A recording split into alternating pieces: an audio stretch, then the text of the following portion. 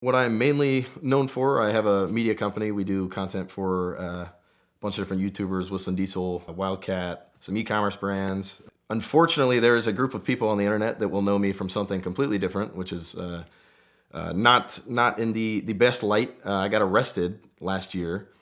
This was actually April 1st. Everybody thought it was an April Fool's prank. It was April 1st. I got arrested in Nashville. We have a lot of car events. We got Cars and Coffee. There's Italian Cars and Coffee, very private events, hypercars, all this stuff. But most of the events are in the morning, like, 6, 7, 8 a.m. I was just kind of like, well, we don't have anything at nighttime. I think that would be cool just to have kind of like a nightlife car scene. I started to put on a lot of these car meets. And over time, they grew to be very large.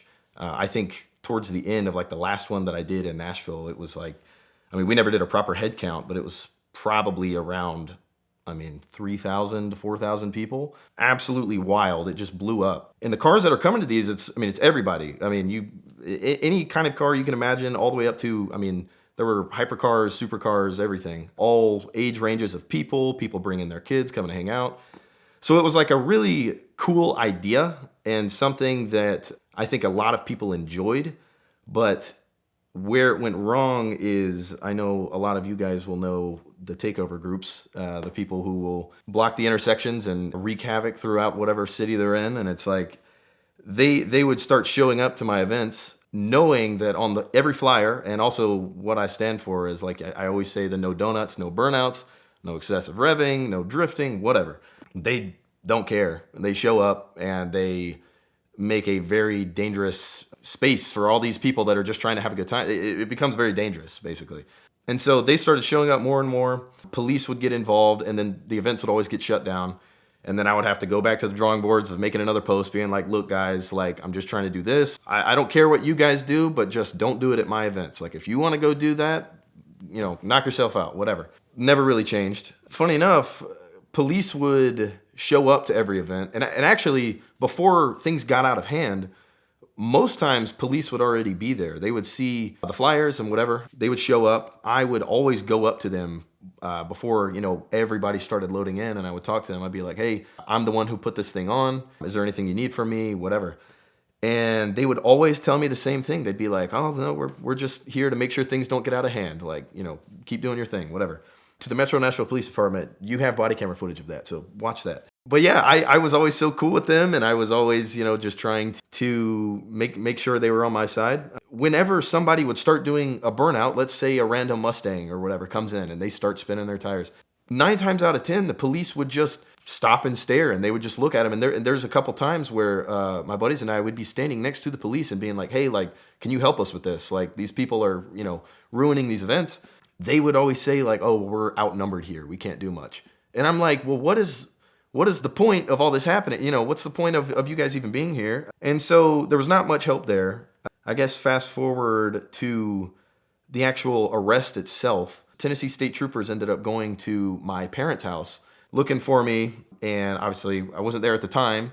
And so then they're calling my phone, asking me where I'm at. They wanted me to meet them. I think at first it was like a gas station, and then they were like, they ended up wanting me to meet them somewhere in downtown Nashville.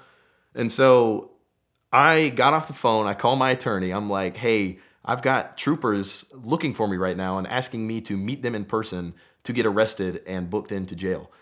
And my attorney is like, no, come to my office, I will personally walk you in to book you. Like, you're not gonna, because obviously turning yourself in is better than, than getting captured. So anyway, yeah, we went in, turned me in, and went to jail that night, got out of jail. The thing that is so frustrating with all of it, well, one, the case is still not over. This was a year ago. We are still not even, 20% of the way through of where we should be. I have court on April 24th, which I believe that's the start of trial, because I've now been indicted on 5 charges of inciting to riot. That's what the charges are for.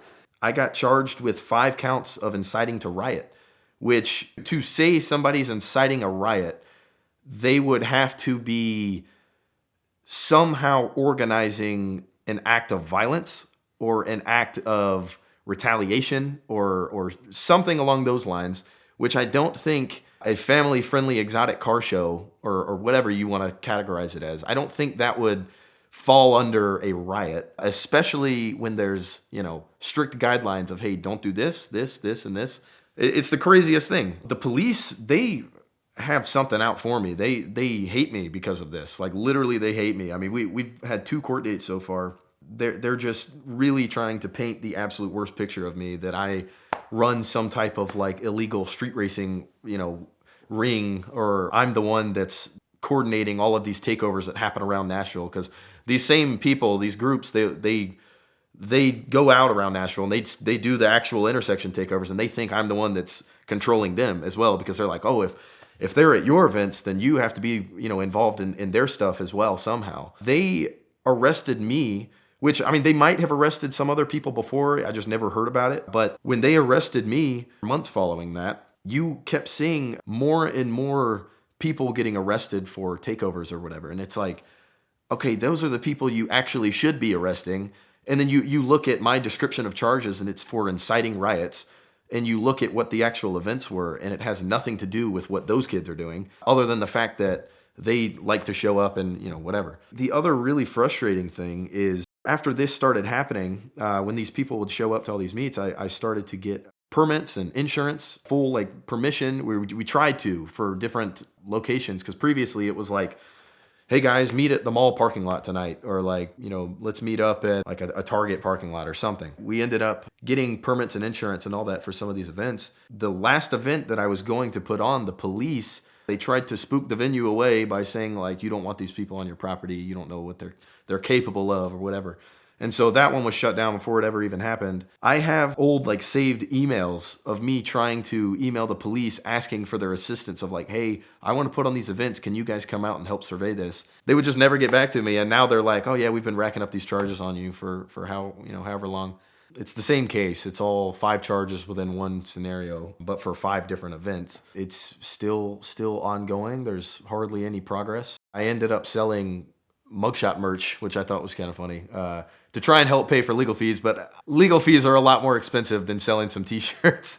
That wasn't like the biggest help, but it did help a little bit. We think it'll end up getting tossed out because there's not really any way that you can prove that I'm organizing riots and violent acts. There's no way to even tie me to that whatsoever. So obviously our hope is that it gets thrown out, but the way that the Tennessee court system has been acting, I mean, it seems like they're standing their ground and they don't want to let it up. Don't know why. I have no idea. If they wanted to charge me consecutively, all 5 charges consecutively, that could be 5 years in jail.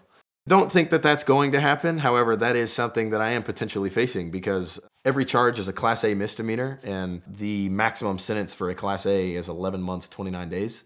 And so if they wanted to put those back to back and charge it to the fullest extent, then that would be 5 years in jail. That is what I'm up against right now. So I'm just trying to not think about it too much, but I've got a good attorney. So what really sucks is there's nothing else in Nashville still to this day that is like that, especially like a nighttime event. I mean, there were crazy cars, LFA Nürburgrings and, ridiculous stuff that like nobody really ever sees that much. And they just took it away because they couldn't help me enforce it. And they never responded to my emails. They never, whatever. And so now that's what I'm dealing with. The only thing that I would say they might be kind of held up on is the fact that there was an event in downtown Nashville where they brought out helicopters and a lot of resources. Like, I mean, they had like everybody on the police force down there trying to like wrangle the group of kids doing all the donuts and stuff.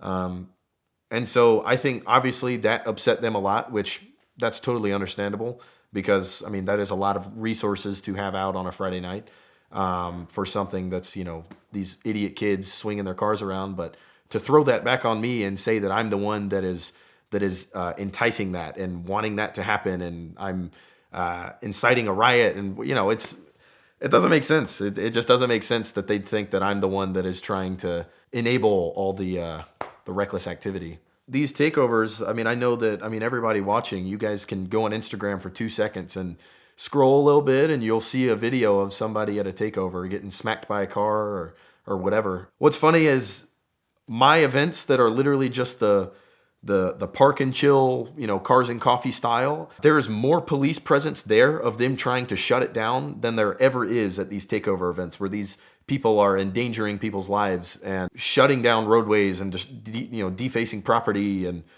it doesn't make sense. It just doesn't make sense.